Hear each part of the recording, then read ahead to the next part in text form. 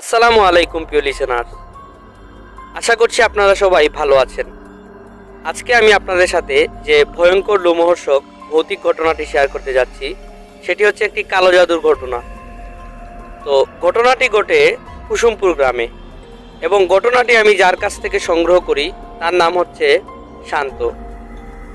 তো শান্ত আমাকে যেভাবে ঘটনাটি বলেছে আমি আপনাদের সাথে সেভাবেই ঘটনাটি শেয়ার করছি। তো শান্ত ইউনিভার্সিটিতে তৃতীয় বর্ষের ছাত্র ছিল। তখন তার একটি মেয়েকে ভালো লেগে যায় এবং যখন মেয়েটিকে তার ভালো লাগে সে মন থেকে সেই মেয়েটিকে অনেক বেশি চাইছিল যে সে মেয়েটিকে ইউনিভার্সিটিতে পড়ালেখা শেষ করে মেয়েটিকে বিয়ে করবে। এইরকম একটা চিন্তা সে মাথায় নিয়ে মেয়েটির কথা ভাবতে শুরু করে, মেয়েটিকে নিয়ে সবসময় চিন্তায় মগ্ন থাকে। মেয়েটি যখন ইউনিভার্সিটিতে আসে এবং যখন যায় সে সবসময় ওই মেয়েটিকে তার নজরে রাখে এবং সে মেয়েটিকে অনেক ভালোবেসে ফেলে।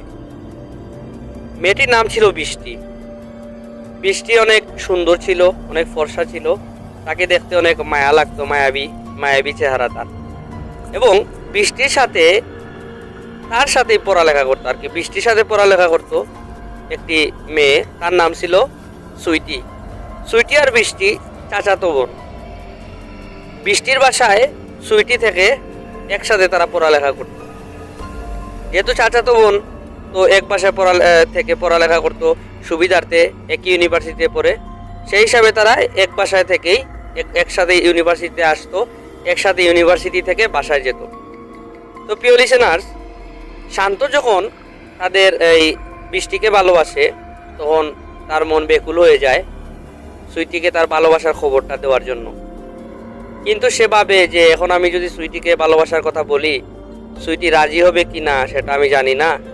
তো সে যদি রিয়েক্ট করে, সে যদি আমাকে কোনো বকাঝকা করে তাহলে তো বিষয়টা লজ্জাকর। তো সে চিন্তা করলো তার ভালোবাসার কথাটা সে নিজে না বলে ওই বৃষ্টির যে চাচাতো বোন সুইটি তাকে দিয়ে সে বৃষ্টির কাছে ভালোবাসার কথাটা বলবে।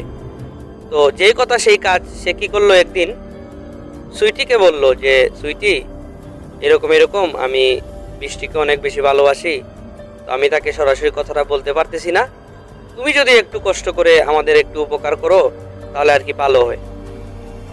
আর শান্ত কিন্তু লেখাপড়ায় অনেক বেশি ভালো ছিল এবং সে অনেক মেধাবী ছাত্র ছিল আর কি। তো সুইটি শান্তকে বলল আচ্ছা ঠিক আছে, আমি এই বিষয়টা বৃষ্টির সাথে আলাপ করব। তো প্রিয় লিসেনার্স, এই কথা বলে শান্ত আবার তার ক্লাসে চলে যায় এবং সুইটিও চলে যায়। বৃষ্টির সাথে কিন্তু টুকিটাকি কথা হতো, টুকিটাকি কথা হতো, কিন্তু ওই রকম যে ভালোবাসার যে শান্ত যে বৃষ্টিকে ভালোবাসে সেই বিষয়টা কিন্তু বৃষ্টিও জানতো না। তো শান্তর ঘুম হচ্ছিল না যে কখন সে সুইটিকে তো বলছে যে তার ভালোবাসার কথা বৃষ্টিকে গিয়ে বলতে, তো শান্তর কিন্তু ঘুম হইতেছিল না কখন সে বলবে। তো এইভাবে 1 সপ্তাহ যায়, 2 সপ্তাহ যায়, 3 সপ্তাহ যায়, সুইটি কোনো কিছু জানাচ্ছিল না। তখন একদিন কি করলো, শান্ত গেল সুইটির কাছে, গিয়ে সুইটিকে বলল সুইটি কি খবর, সে কি বলছে। তখন সে বলে হ্যাঁ আমি বলছি, সে বলছে জানাবে এরকম কিছু একটা, এই কথা বলছে আর। তো শান্ত সেই কথা শুনে সে তার আবার ক্লাসে চলে যায় এবং সুইটি চলে যায়। তারপর শান্ত চিন্তা করলো এতদিন হয়েছে, এক কাজ করি, আমি সরাসরি বৃষ্টিকে বলি আমার ভালোবাসার কথাটা, এটাই মনে হয় ভালো হবে। সুইটি তো বলছে একবার, আমি আরেকবার বলি, দেখি কি হয়। তো শান্ত কি করলো, তাদের ইউনিভার্সিটির ক্লাস যখন শেষ হলো তখন ক্লাস থেকে যখন বের হয় বৃষ্টি, তখন শান্ত বৃষ্টির সাথে গিয়ে বলল তোমার সাথে একটু আমার গুরুত্বপূর্ণ কথা আছে, যদি একটু সময় দাও তাহলে আমি সেই কথাগুলো বলবো। তখন বৃষ্টি বলল আচ্ছা ঠিক আছে চলো। তখন তারা একটি জায়গায় যায়, গিয়ে সেইখানে বসে শান্ত তার ভালোবাসার কথাটা বৃষ্টিকে বলল যে আমি তোমাকে প্রথম দেখছিলাম, প্রথম বর্ষে যখন আমি পড়ি তখন তোমাকে আমি প্রথম দেখছিলাম এবং তোমাকে আমার ভালো লেগে যায়। আমি অনেক দিন ধরে তোমাকে বলবো চেষ্টা করছি কিন্তু বলতে পারতেছি না। আর সুইটিকে দিয়েও তোমাকে আমি খবর পাঠাইছি আমি যে তোমাকে ভালোবাসি, তুমি তো কোনো কিছু জানালে না। তখন কিন্তু বৃষ্টি অনেকটা অবাক হয়ে যায়, কি বলছো তুমি এসব, সুইটি তো আমাকে এরকম কোনো কথা বলে নাই। এটা কে বললো, এটা বললো বৃষ্টি। তো শান্ত অবাক হয়ে গেল যে বুঝলাম না, আমি তো সুইটিকে তোমার তোমাকে গিয়ে আমার ভালোবাসার কথাটা বলার জন্য আমি সুইটিকে অনেক অনুরোধ করেছিলাম, তো সুইটি তোমাকে বলে নাই? তখন বৃষ্টি বলল, না, আমাকে তো বলে নাই। তো এটা তারা বাদ দিয়ে দিল। বাদ দিয়ে তখন শান্ত যখন ভালোবাসার কথাটা বৃষ্টিকে বলল, তখন কিন্তু বৃষ্টি রাজি হয়ে গেল। কারণ শান্ত কিন্তু অনেক মেধাবী ছিল, ভদ্র ছিল, এবং বৃষ্টিও কিন্তু তাকে মনে মনে পছন্দ করতো। সেই বিষয়টা আর শান্তকে ওইভাবে বলে উঠতে পারে নাই। তো শান্ত যখন ভালোবাসার কথাটা বৃষ্টিকে জানায়, সাথে সাথে বৃষ্টিও কিন্তু সুইটিকে শান্তকে বলে, হ্যাঁ, আমিও তোমাকে ভালোবাসি। তো তাদের মধ্যে সুন্দর একটা সম্পর্ক হয়ে গেছিল এবং তাদের ভালোবাসাটা অনেক সুন্দরভাবে চলতেছিল। তো এক পর্যায়ে তারা ইউনিভার্সিটির পড়ালেখা শেষ করার পর শান্ত একটা কোম্পানিতে জয়েন করার পর সে তার ভাষায় কথা বলে। শান্ত তার নিজ ভাষায় কথা বলে যে এরকম এরকম আব্বা আম্মা, আমি তো ওই রকম একটা মেয়েকে ভালোবাসি, তাই আমি তাকে বিয়ে করতে চাচ্ছি। তো এই কথা যখন বললো তার পরিবারও মেনে নিছে। আচ্ছা, ঠিক আছে, তুমি যখন বিয়ে করতে চাও তাহলে বিয়ে করো, আমাদের কোনো অসুবিধা নাই। তখন ধুমধাম করে শান্ত আর বৃষ্টির বিয়ে হলো। তো প্রিয় লিসেনার্স, যখন বিয়ে হলো, ভালোভাবে বিয়ে হয়ে যাওয়ার পর তারা সুন্দরভাবে তাদের সংসার করছিল। এবং শান্ত যে কোম্পানিতে চাকরি করে, সেই কোম্পানিতে সুইটিও চাকরি করত। সে ওই কোম্পানিতে জয়েন করে। তো প্রিয় লিসেনার্স, তাদের মধ্যে কথাবার্তা হতো। এবং আমি আগেই বলেছিলাম আপনাদেরকে যে সুইটি এবং বৃষ্টি একই বাসায় থাকতো, তারা চাচাতো বোন ছিল। এবং সুইটির বাবা কিন্তু সে একজন বয়স্ক মানুষ ছিল, বৃষ্টির বাবা। তো সুইটির বাসায় চলে যায়। পড়ালেখা শেষ করে তার তো আর এই বৃষ্টির বাসায় থেকে লাভ নাই, তার বাসায় চলে যায়। এবং সুইটি কি করে, সুইটি ওই কোম্পানিতে চাকরি করতে থাকে এবং শান্তও চাকরি করতে থাকে।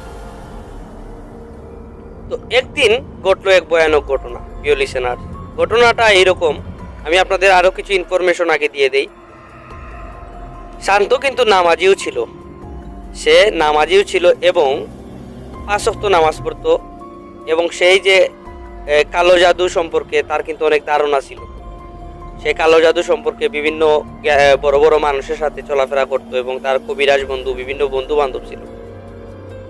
তো সেই বিষয়ে কিন্তু কালো জাদুর বিষয়ে বা জাদু টুনার বিষয়ে শান্তর কিন্তু অনেক ধারণা ছিল। এবং তার কিন্তু শান্তর এক পরিচিত একটি মসজিদ ছিল তার এলাকারই।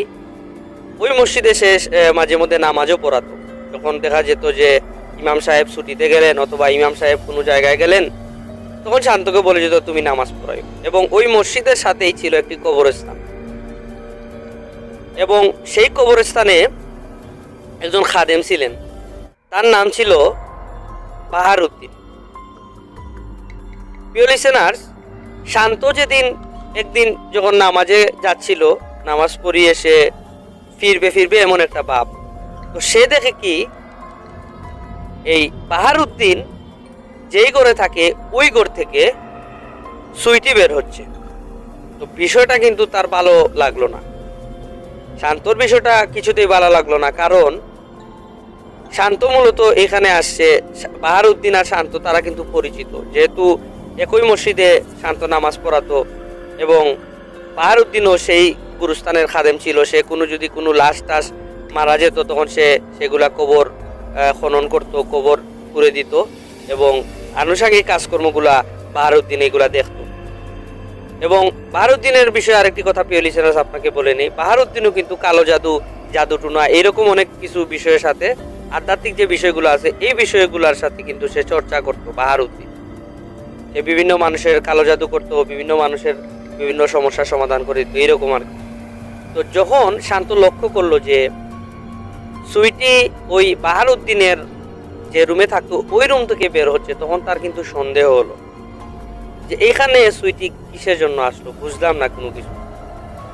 তো প্রিয় লিসেনার, যখন বের হলো তখন শান্ত কিন্তু সুইটির সামনে যায় নাই, তখন সে একটু পাশ কেটে ওইদিকে দাঁড়িয়ে থাকে। আর সুইটি কিন্তু চলে যায় এবং চলে যাওয়ার পরে প্রিয় লিসেনার, তাদের একজন আরেকজনের মধ্যে কিন্তু একটু দেখা হয়ে যায়। তখন দূর থেকে সুইটি শান্তকে দেখে ফেলে এবং শান্ত সুইটিকে দেখে ফেলে।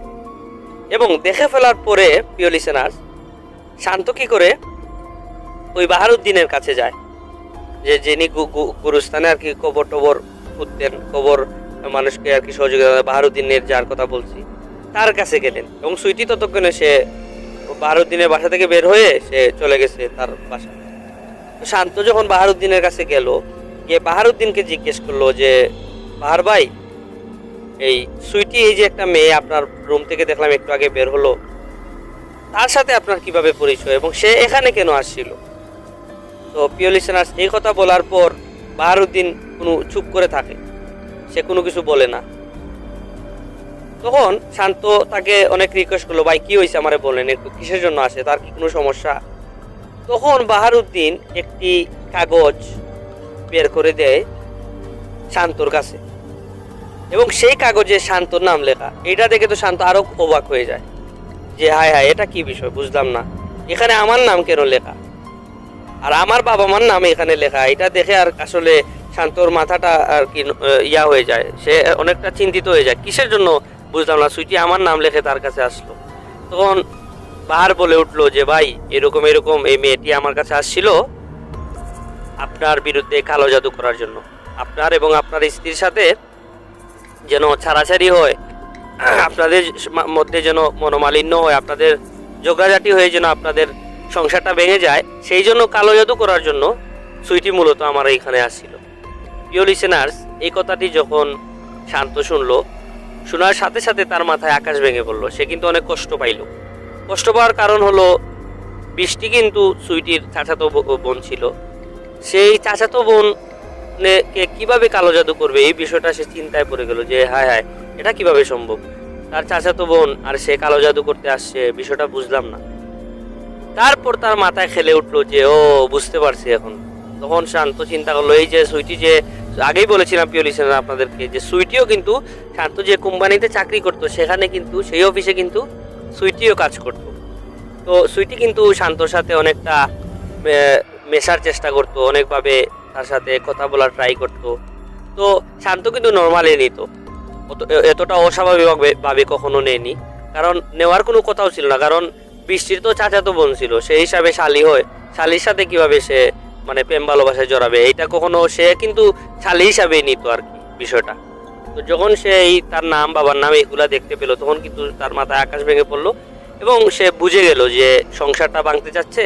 এবং ইউনিভার্সিটি লেভেলে, প্রিয় লিসেনার্স আপনাদেরকে একটু আগে বলেছিলাম, কিন্তু ইউনিভার্সিটিতে যখন শান্ত পড়তো এবং যখন বৃষ্টিকে ভালো লাগে, তখন কিন্তু সুইটিকে বলেছিল যে এই তুমি একটু সহযোগিতা করো, এবং ওই বৃষ্টিকে গিয়ে বলো যে আমি বৃষ্টিকে ভালোবাসি। প্রিয় লিসেনার্স, তখন কিন্তু সুইটি শান্তকে, এই বৃষ্টিকে গিয়ে বলে নাই যে শান্ত তোমাকে ভালোবাসে। তো তখন এই বিষয়টা তার মাথায় আসলো, ও তার মানে সুইটি আমাকে পছন্দ করতো, এই বিষয়টা কিন্তু শান্ত বুঝে গেল। প্রিয় লিসেনার, সুইটিও কিন্তু শান্তকে অনেক বেশি ভালোবাসতো, কিন্তু সে বলার আগেই কি করছে, শান্ত সুইটির সাথে গিয়ে শেয়ার করে ফেলছে যে এরকম এরকম সে বৃষ্টিকে ভালোবাসে। তো এই সে লজ্জায় আর বলতে পারে না যে আমি তো তোমাকে ভালোবাসি শান্ত, এটা বলতে পারে নাই। আর বৃষ্টিও তো চাচাতো বোন ছিল, তাই সে কিছু একটা বলতে পারে নাই। তখন সে বৃষ্টিকে কোনো কিছু বলেই নাই যে এরকম এরকম ভালোবাসে। সুইটি মনে করছিল যে না, এটা তো না বললে, যদি আমি বৃষ্টিকে না জানাই তাহলে এটার সমস্যা হবে না, তখন আমি কিছুদিন পরে বলবো। তো সুইটি কিন্তু ব্যর্থ হয়েছে, তারা প্রেম ভালোবাসা কিন্তু ঠিকই হয়েছে এবং তারা বিয়েও করছে। তো এটা দেখে কিন্তু সুইটির অনেকটা কষ্ট হয় এগুলার। তো প্রিয় লিসেনার্স, যখন আপনার এগুলা সে বাহারের কাছ থেকে নাম টাম দেখতে পেল শান্তর, যে শান্তর সেখানে বাবার নাম লেখা এবং তার নাম লেখা এবং সংসার ভাঙতে যাচ্ছে, জিনিসটা তার কিন্তু মোটেও ভালো লাগলো না। তখন শান্ত বলল যে বাহার ভাই, সুইটি আপনাকে যত টাকা দিছে আমি আপনাকে এর থেকে ডাবল টাকা দিব, আপনি দয়া করে এই কাজটি করবেন না। তখন বাহার বলল, ভাই আপনি আমাকে চিনেন না এবং আপনি তো আমার অনেক পরিচিত, আমি কিভাবে আপনার সংসার ভাঙবো, আমি তো এই কাজ জীবনেও করতাম না। আমি তার কাছ থেকে, এটা সে আমাকে দিয়ে গেছে, আমি তাকে বলছি যে আমি এই কাজ করতে পারবো না। এই কথা বলার পরেও সে আমাকে এই কাগজ দিয়ে গেছে। যদি মনে হয় সে আমাকে টাকার লোভ দিয়ে খেয়ে গেছে ভাই, যে যদি আমার মনে হয় যে আমি কাজটা করতে পারবো তাহলে তাকে যেন জানাই এবং কাজটা করে যেন তাকে বলি। তো আমি ভাই কখনো এই কাজ করতাম না, আপনাকে কি আমি কখনো বিপদে ফেলবো? তো এই কথা বলার পর শান্তর একটা খুশি হয়ে বাহারকে বলে ভাই ধন্যবাদ, ঠিক আছে তাহলে আমি বাসায় চলে যাই। তো সে বাসায় চলে গেল এবং প্রিয় লিসেনার্স, বাসায় যাওয়ার পর শান্ত কিন্তু তার প্রত্যেক দিনের ঘটনা বা প্রত্যেক দিন কি করতো না করতো তার কিন্তু একটা অভ্যাস ছিল, সে ডায়েরিতে লিখে রাখতো কখন কি করছে না করছে।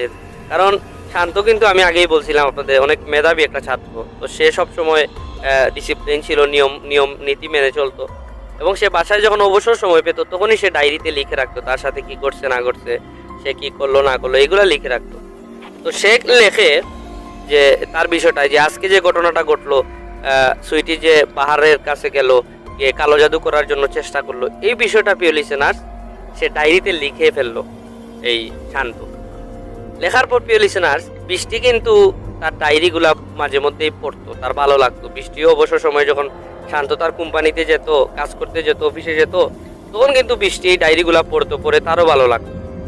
তো সেদিন প্রিয় লিসেনার্স, শান্ত বুঝতে পারে নাই যে সে যে ডায়েরিতে লিখবে এবং একটা সমস্যা হবে, সে কিন্তু বুঝতে পারে নাই যে যদি এটা বৃষ্টি দেখে ফেলে তাহলে তো বৃষ্টিও কষ্ট পাবে। এটা শান্তর মাথায় একটু আসে নাই। তো সে কিন্তু এগুলো লিখে ফেলে, লেখে অফিসে চলে যায়। যাওয়ার পর প্রিয় লিসেনার্স, বৃষ্টি তার ডায়েরিটি নিয়ে সেখানে পড়ে যে এরকম ঘটনা।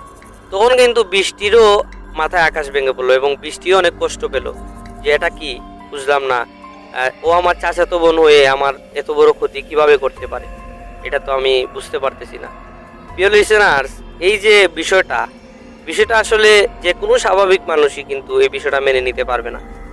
তো যখন এই কালো জাদুর বিষয়টা সে লিখছে, তখন কিন্তু সুইটি বৃষ্টি তার বাবাকে গিয়ে বিষয়টা শেয়ার করছে যে বাবা এরকম সুইটি আমাকে কালো জাদু করতে চাইছে এবং কালো জাদু করছে আমাকে। তখন বৃষ্টির বাবা বলে উঠলো, আমরা তাকে বাসায় আশ্রয় দিলাম, আমাদের বাসায় থেকে সে ইউনিভার্সিটিতে পড়লো, সে তারে তো উপকার করলাম এবং সে কিভাবে তোমার ক্ষতি করতে পারে এটা তো আমি বুঝলাম না। তো প্রিয় লিসেনার্স, বৃষ্টির বাবা এই কথা বৃষ্টিকে বলো, আচ্ছা তুমি বৃষ্টি চিন্তা করিও না, সুইটি তোমার কোনো ক্ষতি করতে পারবে না। এই কথা বলে বৃষ্টির বাবা বাসায় চলে গেল। তো প্রতিদিনের মতো শান্ত অফিস থেকে আসলো। অফিস থেকে আসার পর সে দেখলো সুইটির মনটা অনেকটা খারাপ। তো মন খারাপ দেখে শান্ত চিন্তা করলো যে সারাদিন করে একা একা থাকে, তো তার মনে হয় ভালো লাগতেছে না। তো সে বলল, বৃষ্টি চলো আমরা এক কাজ করি, আমরা কোথাও থেকে ঘুরে আসি, এই কথা বললো। তো বৃষ্টিও বললো আচ্ছা ঠিক আছে, আমরা চলো কোথাও থেকে ঘুরে আসি, ভালো লাগবে। এই কথা বলার পর প্রিয় লিসেনার্স, আরেকটি কথা আপনাদেরকে বলি, শান্তর কিন্তু একটি ছেলে ছিল, ছেলেটির বয়স 4 কি 5 হবে, ওইরকম বয়সের একটা ছেলে ছিল। তো পরদিন তারা কি করলো, তার ছেলে স্ত্রী সহ শান্ত তার নিজের গাড়ি নিয়ে বেরিয়ে পড়লো ঘোরার উদ্দেশ্যে। তো ওই গ্রাম থেকে আরেকটি গ্রামে, তাদের কিন্তু প্রিয় লিসেনার্স মূলত কুসুমপুর গ্রাম থেকে দূরে আরেকটি গ্রাম ছিল, ওই গ্রামে মূলত তারা তাদের আত্মীয় স্বজন আছে, ওই আত্মীয় স্বজনের বাসায় আর কি যাওয়ার জন্য রওনা হয়। তো প্রিয় লিসেনার্স, রওনা হওয়ার এক পর্যায়ে ঘটে একটি ভয়ঙ্কর ঘটনা। যখন শান্ত গাড়ি চালাচ্ছিল তখন প্রিয় লিসেনার্স তার মাথাটা কিরকম যেন ঝিমঝিম করছিল, তার মাথাটা অনেক ঘুরাচ্ছিল। তো এইরকম পরিস্থিতিতে প্রিয় লিসেনার্স সে নিজেকে কোনোভাবেই কন্ট্রোল করতে পারে না এবং বড় একটি গাছের সাথে প্রিয় লিসেনার্স সে গাড়ি নিয়ে ধাক্কা খায় এবং ধাক্কা খাওয়ার সাথে সাথে প্রিয় লিসেনার্স সে যখন জ্ঞান হারিয়ে ফেলে, ধাক্কা খাওয়ার সাথে সাথে প্রিয় লিসেনার্স সে জ্ঞান হারিয়ে ফেলে এবং যখন তার প্রিয় লিসেনার্স জ্ঞান ফিরে তখন সে তাকে নিজেকে আবিষ্কার করে যে সে হসপিটালের বেডে ভর্তি আছে এবং যখন সে হসপিটালের বেডে ভর্তি, যখন তার জ্ঞানটা ফিরলো তখন সে দেখলো যে সেখানে বৃষ্টির বাবা দাঁড়িয়ে আছে, তার দু চোখ দিয়ে জল পড়তেছে। তো প্রিয় লিসেনার্স, এখানে আপনাদের আরেকটা কথা বলে রাখি, যখন তার জ্ঞান ফিরলো তার কিন্তু 2-3 দিন পর জ্ঞান ফিরছে। ডাক্তাররা বলছে যে সে তো অনেক মাথায় রক্তক্ষরণ হয়েছে, চোট পাইছে। তো প্রিয় লিসেনার্স সে কুমায় চলে গেছিল, 2 দিন পর তার জ্ঞান ফিরছে এবং বৃষ্টির বাবাকে সে সেখানে দেখতে পাইছে। তার জ্ঞান ফেরার সাথে সাথে সে বলে উঠলো, বাবা বৃষ্টি কোথায় আর আমার বাচ্চা কোথায়? তখন তো কোনো কিছু বলে না, বৃষ্টির বাবা কোনো কিছু বলে না, শুধু কাঁদতেছে। তো প্রিয় লিসেনার্স, এক পর্যায়ে সে আর কষ্ট বুকে চেপে না রাখতে পেরে বৃষ্টির বাবা বলে উঠলো, তোমার ছেলে আর তোমার আমার বৃষ্টি তারা কেউ বেঁচে নেই, তাদের দাফন করা হয়েছে। তো প্রিয় লিসেনার্স, এই কথা যখন বললো বৃষ্টির বাবা, তখন কিন্তু তার শান্তর কিন্তু মাথা নষ্ট হয়ে গেল। তখন কিন্তু সে চিৎকার চেঁচামেচি করে বলতেছে, আপনি এটা কি বলতেছেন? আমি তো কোনো কিছু বুঝতে পারতেছি না, আপনি কি বলতেছেন এইগুলা? তখন শান্তর বাবা, এই বৃষ্টির বাবা ওজোরে কাঁদতে লাগতেছে এবং কাঁদতেছে। তখন শান্ত বলল, কোথায় কোথায়? তখন সে মেডিকেল থেকে গেল তাদের কবরস্থানে, গিয়ে দেখে ঠিকই তাদের কবর দেওয়া হয়ে গেছে। তো প্রিয় লিসেনার, এখানে বলি যে শান্ত কিন্তু কুমায় চলে গেছিল, যে কারণে সে তার বউ বাচ্চার জানাজায় কিংবা বুরকাফনে কিন্তু আপনার করতে পারে নাই, সে থাকতে পারে নাই। সে তো কুমায়, সেও অসুস্থ। তাদের যখন দুর্ঘটনা ঘটছিল তখন কিন্তু এই বৃষ্টি কিন্তু ভয়াবহ আঘাত পায় এবং আঘাত পেয়ে সে মারা যায় এবং বাচ্চাটিও তার সাথে মারা যায়। প্রিয় লিসেনার, তো প্রিয় লিসেনার্স, যখন সে কবরে যায়, যাওয়ার পর সে কাঁদতে থাকে, চিৎকার করে কবরে গিয়ে চায় মাটি খুঁড়ে ফেলতে তার স্ত্রীকে দেখার জন্য। তখন কিন্তু আশেপাশে যারা মানুষ ছিল তাকে সেখান থেকে তুলে বলে যে কান্নাকাটি করো না। তো প্রিয় লিসেনার, সে কবর থেকে উঠে ওইখানে দাঁড়িয়ে থাকে, বসে প্রিয় লিসেনার, সবাই যে যার মতো করে চলে যায়, কিন্তু শান্ত সেখানে বসে থাকে কবরস্থানের পাশে, কারণ সে কিন্তু অনেক ভালোবাসতো বৃষ্টিকে। এবং প্রিয় লিসেনার, এই যে বাহারউদ্দিনের কথা বলছিলাম আমি একটু আগে আপনাদের, বাহারউদ্দিন লক্ষ্য করলো শান্ত কার সাথে যেন কথা বলছে। শান্ত তার যে একটা ছেলে ছিল, ছেলেকে বলছে, বাবা কি করো, এই কথা বলতেছে তার ছেলের সাথে। শান্ত কিন্তু তার ছেলের সাথেই কথা বলতেছে, এইরকম একটা আর কি কথাবার্তা বাহারউদ্দিন লক্ষ্য করলো যে এইরকম কথাবার্তা বলতেছে। তো সেটা দেখে সে বাহারউদ্দিন শান্তর সামনে গেল, গিয়ে বলল, ভাই আপনি কার সাথে কথা বলেন? তখন শান্ত বলল, কেন, তুমি দেখতে পাচ্ছ না আমি কার সাথে কথা বলি? বলো, ভাই বুঝতে পারছি আপনার ভাই আপনি অনেক ইয়ার মধ্যে গেছে, বিপর্যয়ের মাধ্যমে যাচ্ছে, আপনার মানসিক অবস্থা ভালো না, আপনি বাসায় চলে যান। তখন শান্ত বলে উঠলে, কেন মিয়া, তোমার কি হয়েছে? আমি বুঝলাম না, তোমার কি ঘটনা? তখন বললো, ভাই আপনার বাচ্চা তো এখানে কবর দেওয়া হয়েছে, ভাই আপনি যে বাচ্চার সাথে বলতেছেন কথা বলছেন, আপনার বাচ্চা তো কবর দেওয়া হয়েছে। তখন শান্ত আবার তাকিয়ে দেখে তার বাচ্চাটা নাই। তো প্রিয় লিসেনার্স, এইরকম একটা অবস্থা। তারপর বাহারউদ্দিন, যে বাহার ভাই, সে কি করলো, সে শান্তকে নিয়ে তার বাসায় পৌঁছে দিয়ে আসলো। প্রিয় লিসেনার্স, শান্ত বাসায় পৌঁছার পর সে রেস্ট নিতে থাকলো এবং মোটামুটি 1-2 সপ্তাহ পর সে সুস্থ হয়ে উঠল। এবং সুস্থ হওয়ার পর সে বাহারউদ্দিনের সাথে পরামর্শ করলো যে, ভাই আপনি আমার সাথে একটি সত্য কথা বলবেন। তখন বাহারউদ্দিন বলল, আচ্ছা ঠিক আছে, বলেন কি? বললো যে, ভাই আপনি কি ওই কালো জাদুটা করছিলেন? তখন বাহারউদ্দিন বলল, কি বলেন ভাই, আমি কেন করব? আমি তো করি না, আমি তো ওই দিনই আপনাকে বলছি। তখন শান্ত বলল যে, আমি যখন গাড়িটি চালাচ্ছিলাম তখন আমি কিন্তু সুস্থ ছিলাম, আমার কোনো সমস্যা ছিল না। হঠাৎ করে আমার মাথা ঝিমঝিম শুরু হয় এবং আমার অনেক ঘুম চলে আসছিল এবং আমি অবয়ব দেখতে পাই এবং আমার কিভাবে যে কি আমি করলাম সেটা আমি বুঝতে পারি নাই। তো এই কথা বলার পর ওই বাহারউদ্দিন ভাইও বলল, ভাই এটা আমার কাছে মনে হচ্ছে এটা আপনাকে কালো জাদু করা হয়েছে এবং কালো জাদু করার মাধ্যমে ওই যে জিনটাকে তারা আপনার সাথে লাগিয়ে দিছিল, ওই জিনটাই আপনাকে দিয়ে অ্যাক্সিডেন্ট করাইছে এবং আপনি ভাগ্যক্রমে ভাই বেঁচে গেছেন।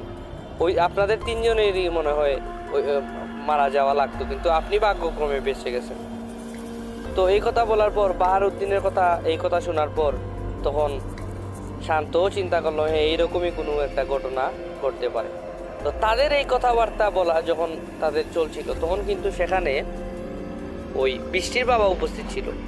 তখন বৃষ্টির বাবা যখন উপস্থিত ছিল, তখন বৃষ্টির বাবা এইগুলা শুনলো, কোনো কথাবার্তা বললো না বলে সে ওই তান্ত্রিকের কাছে চলে গেল। তান্ত্রিকের কাছে গিয়ে বলল যে, এরকম আপনাকে আমি টাকা পয়সা দিলাম, আপনাকে আমি সুইটির বাবা মার নাম দিলাম, আপনি সুইটির কোনো ক্ষতি করতে পারলেন না, কিন্তু উল্টো আমার মেয়ের ক্ষতি হয়ে বসলো, আমি কিছু বুঝলাম না।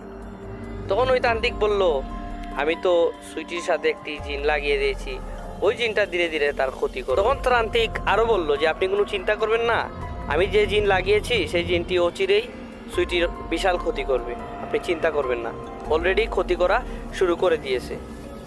তো প্রিয় লিসেনার্স, এই কথা শোনার পর বৃষ্টির বাবা বাসায় চলে গেল এবং বাসায় গিয়ে শান্তর সাথে দেখা করলো। সুইটির বাবা, বৃষ্টির বাবা যে এই ধরনের কালো জাদু সুইটিকে করতেছে এগুলা কিন্তু আবার শান্ত জানে না। তো বৃষ্টির বাবা গেল, গিয়ে শান্তকে বলল, বাবা চলো আমরা সুইটির সাথে দেখা করি। সুইটিকে গিয়ে বলি কেন সে আমাদের এত বড় ক্ষতি করলো। তখন প্রিয় লিসেনার্স, শান্ত বলল আচ্ছা ঠিক আছে চলেন। তখন তারা সুইটির সাথে দেখা করলো, গিয়ে সুইটিকে বলল যে আমাদের এত বড় ক্ষতি কেন করলে তুমি। তখন সুইটি কিছু বুঝে উঠতে পারতেছিল না, বলল আমি কিসের ক্ষতি করলাম আপনাদের। তখন প্রিয় লিসেনার্স বলল এরকম এরকম তুমি যখন 12 দিনের কাছে গেছিলে আমাকে কালো জাদু করার জন্য, তখনই আমি বুঝতে পারছিলাম যে তুমি আমাদের কোনো একটা ক্ষতি করবে, কিন্তু আমি তখন কথা বলি নাই, কোনো ধরনের কথাবার্তা তোমার সাথে বলি নাই, কারণ আমি তখন 12 দিনকে নিষেধ করছিলাম যেন সে কোনো ধরনের কালো জাদু না করে। তখন আর আমি, তুমি লজ্জা পাবে বলে তোমার সাথে আর কোনো কথা বলি নাই। তারপর তুমি অন্য কাউকে দিয়ে কেন কালো জাদু করিয়ে আমাদের ক্ষতি করলে? আমরা তো তোমার পড়ছিলাম না, কেন আমাদের এই ক্ষতিটা তুমি করলে? তখন সুইটি অনেকটা অবাক হয়ে যায়, অবাক হয়ে বলে বিশ্বাস করো ওই দিন যখন আমি তোমাকে ওইখানে দেখছিলাম বাহারুদ্দিনের মসজিদের পাশে, তখন কিন্তু আমি লজ্জায় শরমে তোমাদের সাথে যোগাযোগ বিচ্ছিন্ন করে ফেলি।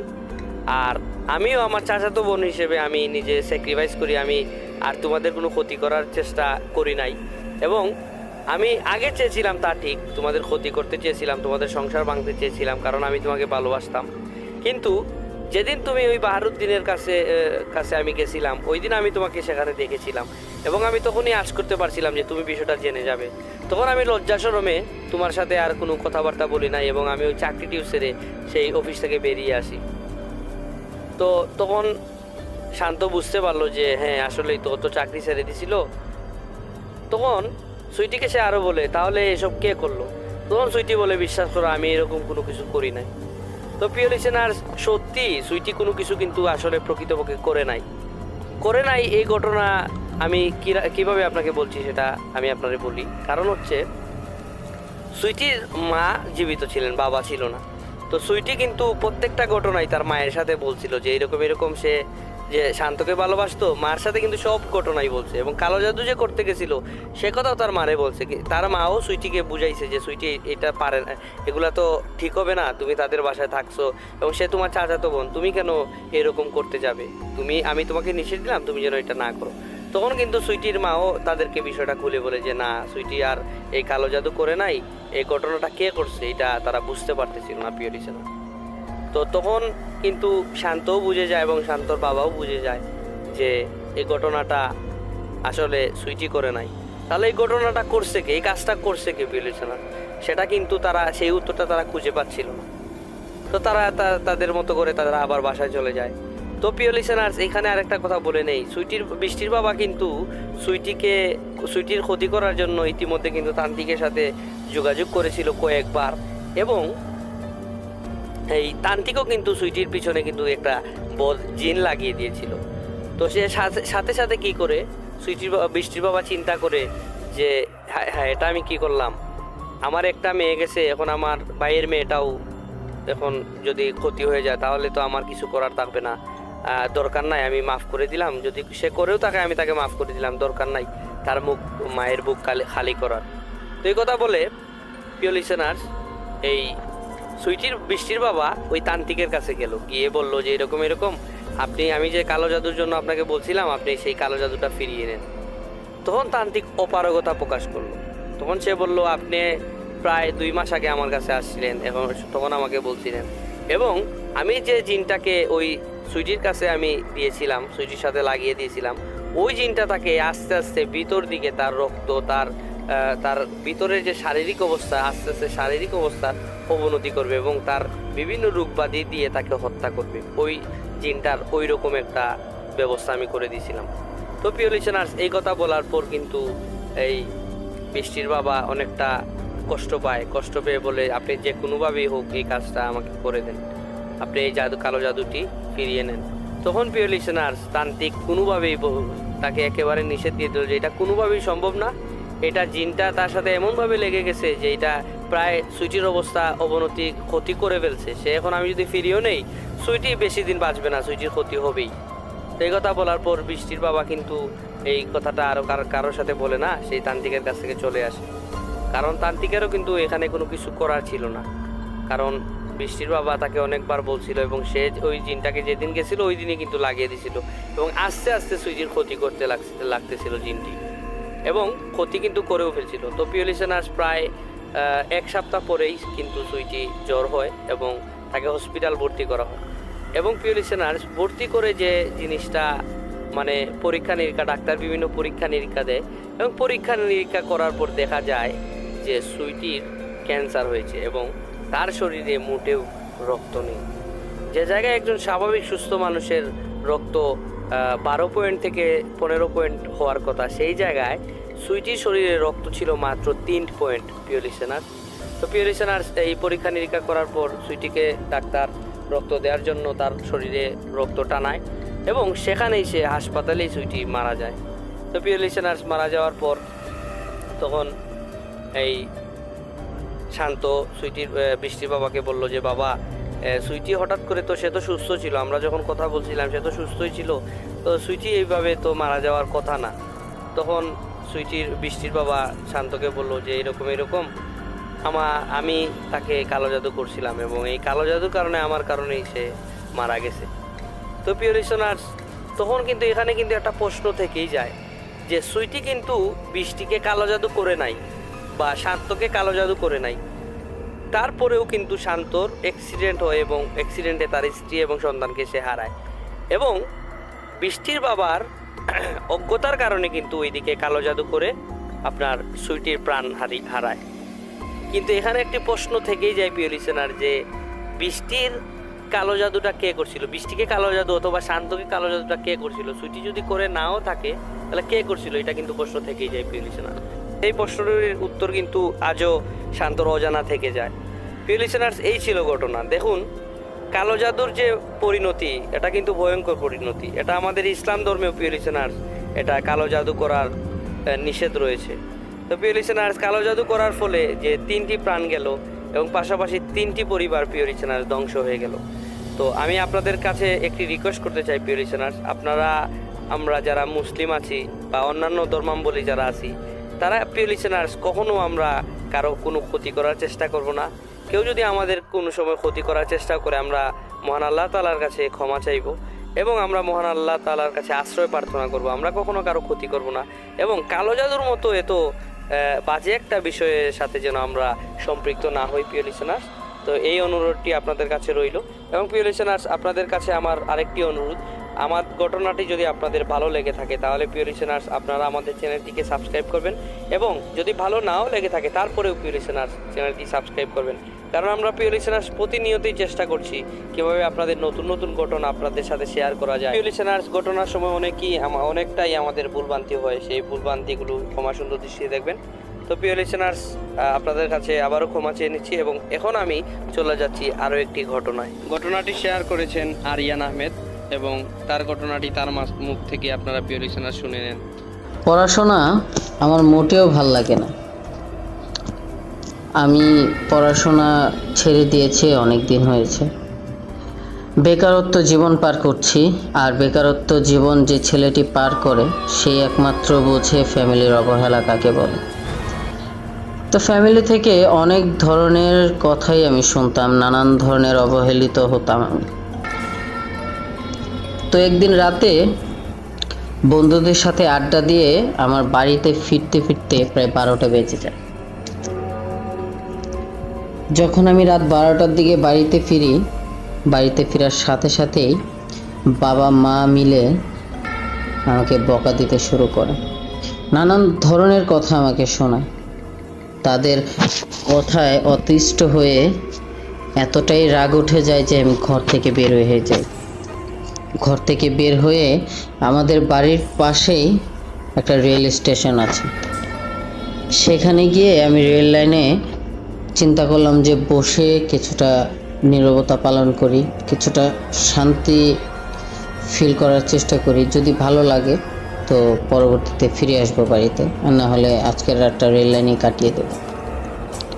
তো যেই ভাবা সেই কাজ, আমি রেল লাইনের দিকে হাঁটতে থাকি। রেল লাইনে গিয়ে যখন আমি বসবো তখন দেখতে পেলাম যে আমার থেকে কিছুটা দূরে কে যেন বসে কান্না করছে। তো আমি কান্নার শব্দটা শুনেই তার দিকে অগ্রসর হয়ে তার কাছাকাছি গিয়ে দেখি একটা সুন্দর একটা মেয়ে বসে কান্না করছে। তখন তখন আমি কৌতূহল হিসেবে আমি মেয়েটিকে জিজ্ঞাসা করে বসি যে আপনি কে, আপনি এখানে বসে কেন কান্না করছেন? মেয়েটি কোনো জবাবই আমাকে দিল না। আপনি যে এখানে রাত বিরাত বসে আছেন, আপনার ফ্যামিলির সবাই তো হয়তোবা আপনাকে নিয়ে টেনশন করছে। তখন মেয়েটি আমার দিকে তাকিয়ে যখন আমাকে কিছু বলবে, মেয়েটির চেহারা দেখার সাথে সাথেই এতটা মায়াবী ফিল হলো যে মেয়েটার চেহারা এতটা মায়া কেন। তার চেহারা দেখার সাথে সাথেই আমি পুরো হিপনোটাইজ হয়ে যাই। তার চেহারা দেখার সাথে সাথে আমার আর অন্য কোনো কিছুর দিকে খেয়াল ছিল না। আমি তখন তার পাশে গিয়ে বসি। তখন সে আমাকে বলে উঠল যে পৃথিবীতে আমার কেউ নেই, আমার আপন বলতে কেউ নেই, আমি একা। আর আমার মাঝে অনেক কষ্ট, তাই আমি এখানে বসে বসে কান্না করছি। যখন মেয়েটির সাথে আমি কথা বলছিলাম, কথা বলতে বলতে এক মুহূর্তে একটা ট্রেন আমাদের দিকে আসতে লাগলো, কিন্তু আমার কোনো খেয়ালই ছিল না, আমার কোনো ধ্যানই ছিল না, আমি কোনো শব্দই শুনতে পারছিলাম না। ট্রেনটা যে আমাকে হর্ন দিচ্ছিল, সে হর্নের আওয়াজটা পর্যন্ত আমি পাচ্ছিলাম না, এতটা হিপনোটাইজ হয়ে যায়। তো ট্রেনটা যখন আমাদের একদম সামনাসামনি চলে আসে, কাছাকাছি চলে আসে, সেই মুহূর্তে কে একজন আমাকে জোরে টান দিয়ে মাটিতে ফেলে দেয় অনেকটা দূরে। রেল লাইন থেকে অনেকটা দূরে আমাকে টান দিয়ে ফেলে দেয় কে যেন। আমি চট করে উঠেই হাতে ব্যথা পাই, আমি হাত ধরে উঠেই লোকটির দিকে তাকিয়ে লোকটিকে একটা ঝাড়ি দিয়ে বলি যে আপনি যে আমাকে বাঁচালেন, ওই মেয়েটাকে আপনি বাঁচালেন না? আপনি টান দিয়েছিলেন, দুজনকে একসাথে টান দিতেন। তখন লোকটি বলল যে তুমি কি পাগল হয়ে গেছো? তুমি তো একা বসেছিলা, তুমি একা একা কথা বলতেছিলা, এখানে অন্য কোনো মেয়ে ছিল না। তখন আমি পুরো হতভম্ব হয়ে যাই, আমি পুরো অবাক হয়ে যাই যে কি বলছে লোকটা। আমার সাথে তো এইমাত্র একটা মায়াবী চেহারার একটি মেয়ে বসেছিল। যখন আমি লোকটিকে বলি যে আঙ্কেল আপনি এসব কি বলছেন, আমি এইমাত্র মেয়েটির সাথে কথা বলছিলাম, তখন লোকটি বলল যে তুমি যার সাথে কথা বলছিলে সে তো আসলে কোনো মানুষ নয়। যখন আমি শুনি যে আমি যার সাথে এতক্ষণ কথা বলছিলাম সে কোনো মানুষ নয়, এটা শোনাটা যে আমার কাছে কতটা শক ছিল, আমি পুরো অবাক হয়ে যাই, আমার গায়ের লোম দাঁড়িয়ে পড়ে যে এতক্ষণ আমি কার সাথে কথা বলছিলাম। তখন ওই আঙ্কেলটি আমার সাথে শেয়ার করলো যে কিছুদিন আগে আমি এই রেল স্টেশনেরই টিকিটম্যান ছিলাম। তো আমার রাত ফিরতে ফিরতে প্রায় 2টা-3টা বেজে যেত। আমি যখন রাত করে এখান দিয়ে বাড়িতে যেতাম, একদিন বাড়িতে যাওয়ার জন্য আমি উদ্দেশ্য করে এই পথ দিয়ে যেতে লাগলাম। হঠাৎ দেখি দূর থেকে একটা ট্রেন আসতেছে। তো ট্রেনের যে সামনের হেডলাইট আছে, সে হেডলাইটে দেখতে পারলাম যে ট্রেনটার থেকে কিছুটা দূরে আর আমার থেকে কিছুটা কাছে একটা মেয়ে সুইসাইড করার জন্য রেল লাইনে বসে আছে। তো আমি তখন কিছু বুঝে না উঠতে পেরে আমি দৌড়ে যাই মেয়েটিকে বাঁচানোর জন্য। তো আমি মেয়েটির খুব কাছাকাছিও চলে যাই, তবে ট্রেনটা এতটাই গতিশীল ছিল যে আমি মেয়েটার কাছাকাছি যাওয়ার আগেই ট্রেনটা মেয়েটিকে তার ট্রেনের নিচে ফেলে দেয় ধাক্কা দিয়ে। আর আমি তার কাছাকাছি যাওয়ার ফলে ট্রেনের বাড়িটা আমিও খাই, খেয়ে অনেকটা দূরে পড়ি এবং কি আমার কাঁধের হাড় ভেঙে যায় দুটো। তো আমি হাড় ভাঙা নিয়ে খুব কষ্ট পাচ্ছিলাম যে আমি মেয়েটাকে চেষ্টা করে বাঁচাতে পারিনি। আর সেদিন থেকে এইখানে শত শত মানুষ মারা গেছে, অগণিত মানুষ মারা গেছে এখানে। ওই মেয়েটি প্রায়ই তার নিজের শরীরের বেশ ধরে এখানে বসে কান্না করে। কোনো অবলা পুরুষ বা নারী বা একাকিত্ব কোনো পুরুষ পেলেই সে এইভাবে বেশ ধরে তাদেরকে এইভাবে মেরে ফেলে। তো ঘটনাটি যখন আমি শুনি তখন আমার শরীর পুরো ঘামছিল। আমি এতটাই ভয় পেয়ে যাই যে তখনই আমার কাঁপুনি উঠে যায়। আর এমনিতেও হাতে ব্যথা পেয়েছি। লোকটি আমাকে ধরে বাড়িতে নিয়ে যায়। বাড়িতে নিয়ে গিয়ে আম্মু আব্বুকে পুরো ঘটনাটি বলার সাথে সাথে আম্মু আব্বু অনেক কান্নাকাটি করে। আর এর পরের দিন সকালে আমাকে একটা ওঝার কাছে নিয়ে ঝাড়ফুঁক করায়। তো সেদিন থেকে মোটামুটি ভালো। আর ওই দিন থেকে আমি আর ওই রেল লাইনে যাইনি। তো আশা করছি আমার ঘটনাটি ছোট হলেও আপনাদের কাছে কিছুটা হলেও ভালো লাগবে। আসলে আমি আপনার কথাগুলো শুনি, আপনার কথাগুলো অনেকটাই ভালো লাগে আমার কাছে। আসলে আপনি মাঝে মাঝে যে কথাগুলো বলেন যে ভৌতিক যেই ঘটনাগুলি যাদের সাথে ঘটে তারাই ফিল করতে পারে যে সেই মুহূর্তটা কেমন ছিল। আসলে আমার সাথে যেই ঘটনাটি ঘটেছে সেই মুহূর্তটা আমার কাছে খুব ভয়ানক ছিল। আমার কাছে মানে বলে বোঝাতে পারবো না যে এত কিউট একটি মেয়ে, যাকে আমি মেয়ে ভেবেছিলাম, সে আসলে কোনো মেয়ে না, সে অশরীরী কোনো আত্মা ছিল। তো প্রিয় লিসেনার্স, আপনাদের কাছে বলতে চাই যে আমার প্রথম ঘটনাটি যদি ভালো লাগে অবশ্যই ভাইয়ার চ্যানেলটিকে সাবস্ক্রাইব করে পাশে থাকবেন। আর আমার দ্বিতীয় ঘটনাটি আপনাদের সাথে শেয়ার করছি। আসলে দ্বিতীয় ঘটনাটি ঘটে আমার চাচ্চুর সাথে। তো আমার চাচ্চুর সাথে যে ঘটনাটি ঘটে সেটি আমি আপনাদের সাথে আমার মতো করে আমি লিখে পাঠিয়েছি। তো আমি সেভাবেই বলছি।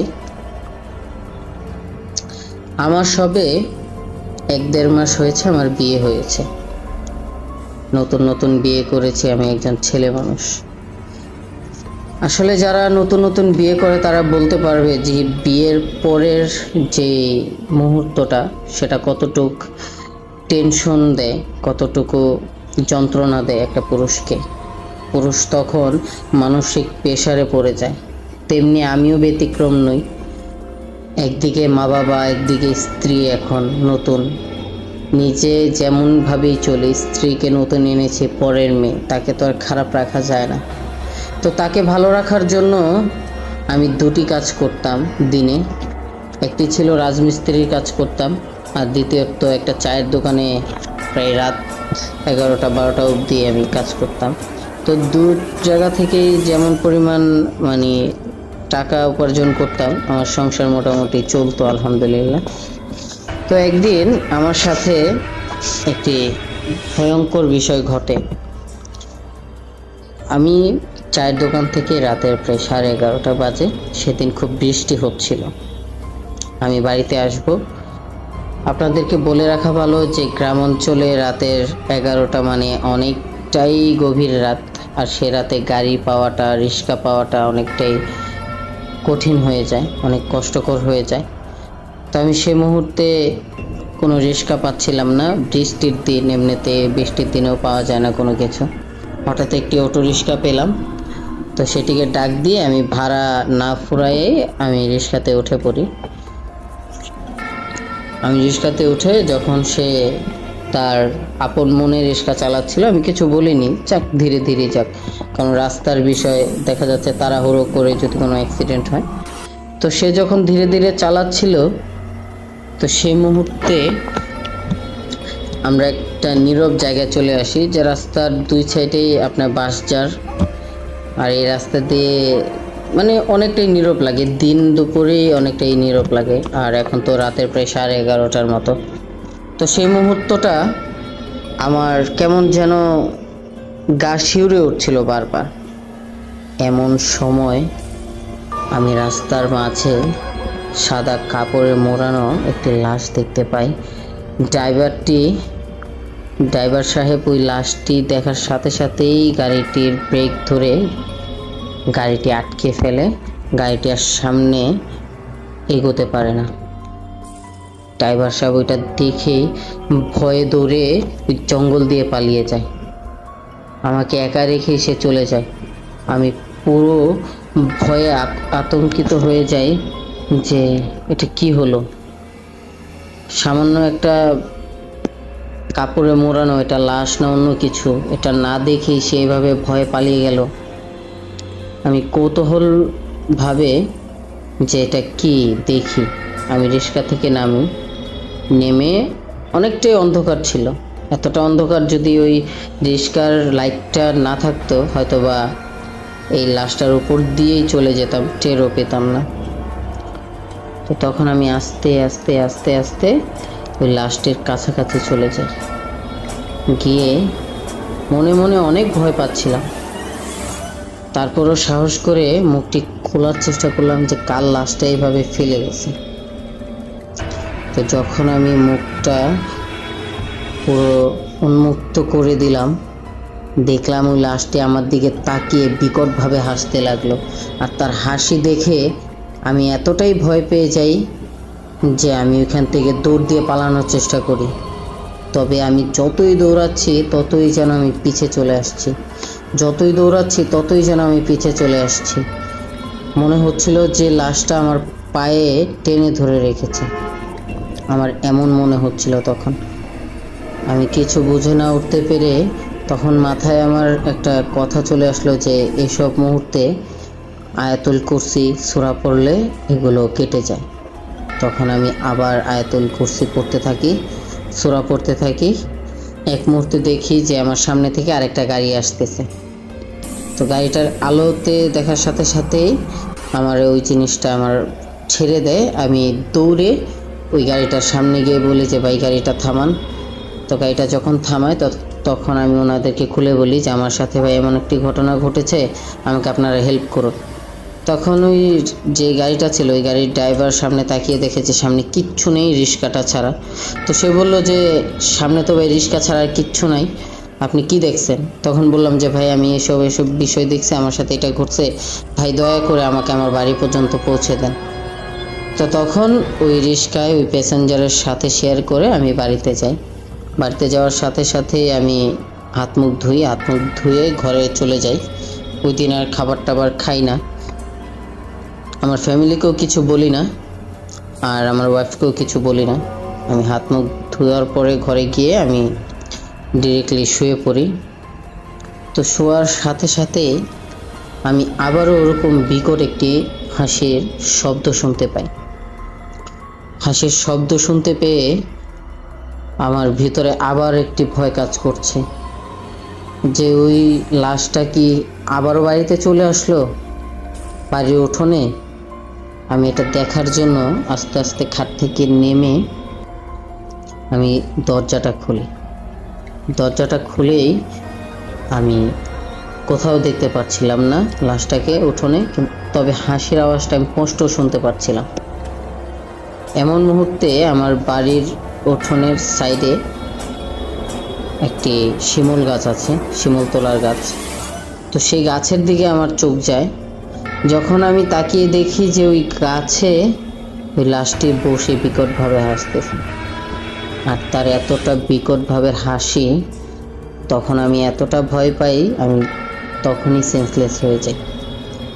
যখন আমি সেন্সলেস হয়ে যাই তখন আমার ওয়াইফ ওঠে। আমার ওয়াইফ আমার ফ্যামিলিকে ডাক দেয়, আমার আম্মু আব্বুকে ডাক দেয়, দিয়ে আমার জ্ঞান ফিরায়। তো আমার জ্ঞান যখন ফিরে তখন আম্মু আব্বু অনেকটাই টেনশন করে যে হয়তো আমি অসুস্থ, কে আসে বিষয়। তখন আমি তাদেরকে আর মিথ্যাটা লুকিয়ে রাখি না, আমি সত্যটাই বলে দিই যে আমার সাথে এমন ঘটনা ঘটছে আসার সময়, আর এখনও দেখি বাড়ির উঠোনে এসে। তো এটা দেখে আমি খুব ভয় পেয়ে যাই। তো তখনই আম্মু আমাকে পানি পড়া দেয়, সূরা পড়ে, সূরা ফাতিহা ইখলাস পড়ে আমাকে পানি পড়া দেয়। আমি খাই, খাওয়ার সাথে সাথে কিছুটা প্রশান্তি বোধ করি, মনে শান্তি আসে। তো তৎক্ষণাৎই আমি গিয়ে শুয়ে পড়ি, ঘুমিয়ে পড়ি। তো ওই দিন আর কিছু দেখি না। পরের দিন আম্মু আব্বু মিলে আমাকে একটি কবিরাজের কাছে নিয়ে যায়, নিয়ে গিয়ে একটা তাবিজ দেয়। তবে আমি এরপরে অনেক দিন দেখি ওই লাশটাকে, তবে এখন পর্যন্ত কোনো ক্ষতি আমাকে করেনি সে। আর এই ছিল আমার ছোট্ট ঘটনাটি। লিসেনার্স, আপনাদের যদি ঘটনাটি ভালো লেগে থাকে তাহলে দয়া করে আমাদের চ্যানেলটি সাবস্ক্রাইব করবেন। আপনারা সাবস্ক্রাইব করলে আমরা আরও নতুন নতুন ঘটনা আপনাদের সাথে শেয়ার করতে উৎসাহিত হব প্রিয় লিসেনার্স। তো আজকের মতো এখানেই বিদায় নিচ্ছি। আগামীকাল আরও একটি নতুন এপিসোড আপনাদের মাঝে নিয়ে আসব। তো ততক্ষণ পর্যন্ত সবাই ভালো থাকুন, সুস্থ থাকুন। আসসালামু আলাইকুম।